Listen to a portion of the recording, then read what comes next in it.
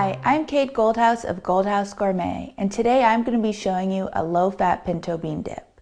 This dip is incredibly low in fat because it is free of animal products and doesn't have any oil.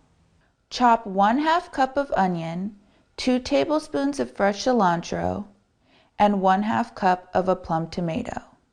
Slice a jalapeno pepper in half and remove the seeds.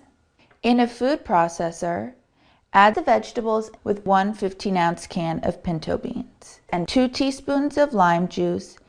Blend until smooth. Pinto beans are a great addition to your diet because they are naturally low in fat, high in protein, iron, and potassium.